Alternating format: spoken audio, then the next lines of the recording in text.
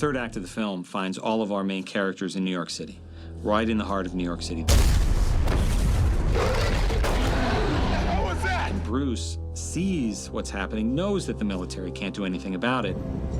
It has to be me. And for the first time in the movie, he's going to take the chance to willingly bring the Hulk out of him to face this creature. You think you can control it? No, not control it, but I don't know, maybe aim it. So he makes a radical decision to lower the back ramp of this helicopter. Stop! What are you doing? And leap out.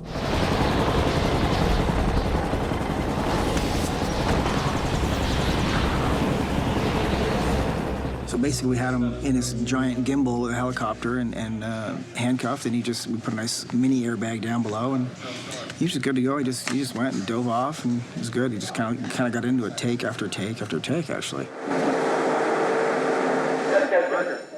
Normally, back in the old days, we would probably do a descender and have a stunt double maybe do the actual fall, and it could be 80, 100 feet or whatever, and stop them above the ground. When you put an actor on a descender rig and just drop them down, they stop acting. It's just they just are real. They're just scared. Nowadays, we can do just with camera move. It's actually the opposite, and we have Edward in a harness, and simply with a little camera move where the camera leaves, it actually becomes the same shot. Yeah. Hey, one more quickly, please, guys. In real life, we need to start the camera. Sorry about that. Ready? As a Betty's POV, and Bruce jumps out and drops out of frame, and she comes down, she looks down. So we really need to go from a flat position, like standing still position, to an horizontal position, so vertical to horizontal, and then dropping down with him. It's easier to bring the stool to the piano than bring the piano to the stool.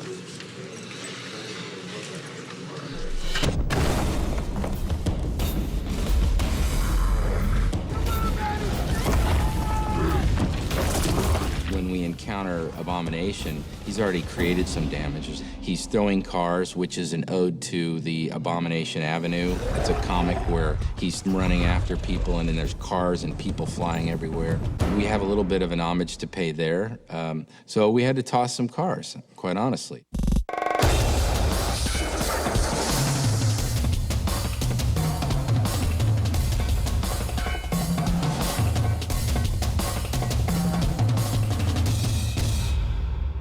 Very beginning, it became clear there were certain elements that everybody really wanted to try to fit into the fight. It's the biggest bar fight in history, and that's what we set out to do. It's an extraordinary ride at the end of the movie, but you have to do that. This is Hulk and Abomination, and people expect nothing less, so. You don't see him now, but Abomination's gonna be right over there, and the Hulk is gonna be right over there. And they're gonna meet right in front of that side. It's gonna be very cool. Hopefully the storyboards lead into the animatics, lead into the shoot, lead right into the final animation.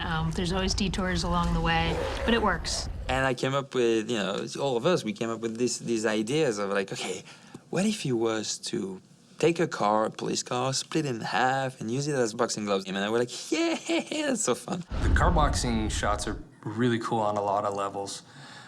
We did have motion capture, we did have previs. We have some really good footage of R&H employees acting out, beating the heck out of each other.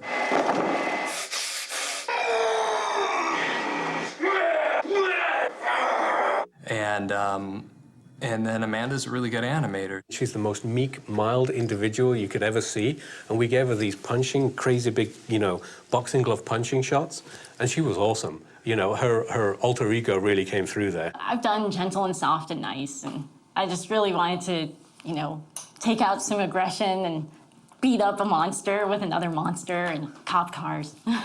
She turns to me, she's like, I've worked on so many cute animals. Can I just beat the heck out of something? I was like, please, please, if I'm going to be on Hulk, let me smash something. She just really wanted to go to town on Abomination with Hulk. Hulk is down, he's out, he's defeated, and Abomination's coming to get him. So what's he gonna do?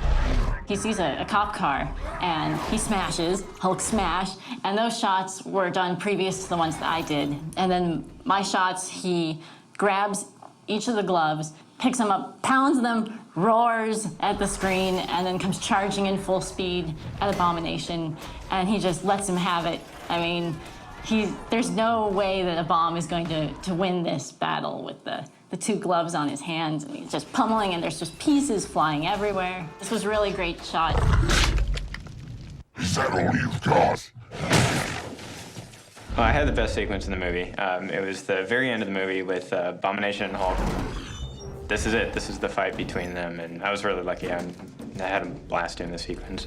It's all action stuff, you know, and as an animator, it really doesn't get better than that. It really hit home when Ed and Louis came into the studio and they presented us what the end of the movie was going to be. If you're Hulk, it has kind of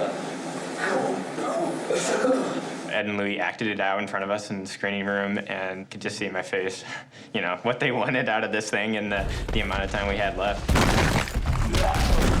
My first take on it was, wow, that's a lot of work, and we don't have a lot of time, but it's going to be really fun. And action!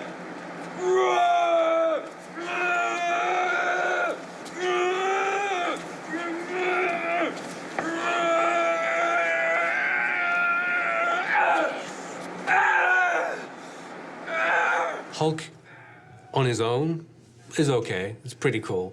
Hulk fighting another guy who's taller and stronger and more athletic, I mean, that's just like a dream come true, you know? To be able to see just two guys just going at an old-fashioned brawl was a dream. It was absolutely fantastic. You don't get to work on characters like this too often. I mean, there's only so many hero CG characters that are out there, and, you know, the Hulk, who wouldn't want to work on that? That's pretty awesome. Hulk!